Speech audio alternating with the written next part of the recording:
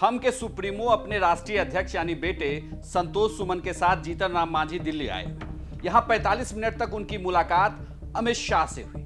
इस मुलाकात को लेकर कई कयास लगाए जा रहे थे। नमस्कार, मैं हूं इंद्र मोहन, आप देख रहे हैं बिहार तक। बिहार में कवायद ये चल रही है कि महागठबंधन छोड़ने के बाद क्या अब एनडीए अपना कुनबा बड़ा करेगा उन पार्टियों के साथ जिन्होंने महागठबंधन का साथ छोड़ा है, जैसे कि जीतन राम मांझी की पार्टी हम के नेता जीतन राम मांझी दिल्ली में डेरा जमाए हुए हैं और इसी दौरान उनकी मुलाकात देश के गृह मंत्री अमित शाह से होती है। अमित शाह से मुलाकात 45 मिनट तक चली। इस मुलाकात में उनके साथ संतोष सुमन, उनके बेटे भी मौजूद रहे। ये कहा जा रहा है कि इस मीटिंग के बाद ये तय हुआ है कि एनडीए के साथ हम पार्टी आएगी, यानी कि सैद्धांतिक तौर पर लोकसभा चुनाव 2024 में जीतन राम मांझी की पार्टी हम बीजेपी के साथ चुनावी मैदान में उतरेगी। हालांकि इसे लेकर अभी किसी तरीके की प्रेस कॉन्फ्रेंस नहीं की गई। पहले ये खबरें निकलकर सामने आ रही थी कि आज शाम को ही एनडीए में जीतन राम मांझी शामिल हो जाएंगे, लेकिन इस मुलाकात के बाद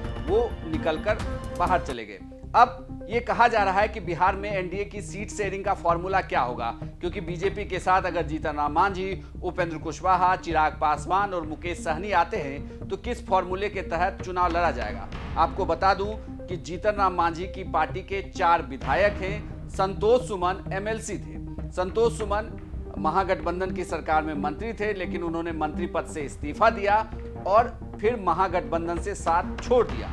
उसकी वजह यह बताई गई कि जेडीयू की तरफ से बार बार ये कहा जा रहा था कि पार्टी का विलय कराया जाए, यानी कि हम का जेडीयू में विलय कराया जाए। ललन सिंह ने भी ये बात कही थी कि एक ही जगह पर कई छोटी दुकानें चल रही हैं, हम चाहते हैं कि इन सब का मर्जर हो जाए, लेकिन हमको यह नागवार गुजरा। उन्होंने महागठबंधन का साथ छोड़ा और अब अमित शाह से मुलाकात के बाद ये कहा जा रहा है कि प्रधानमंत्री मोदी की अगुवाई में लोकसभा चुनाव 2024 में बीजेपी के साथ हम पार्टी भी चुनावी मैदान में उतरेगी। आपको यह जानकारी कैसी लगी हमें कमेंट बॉक्स में लिखकर जरूर बताइएगा और बिहार से जुड़ी तमाम खबरों के लिए देखते रहिए सिर्फ बिहार तक।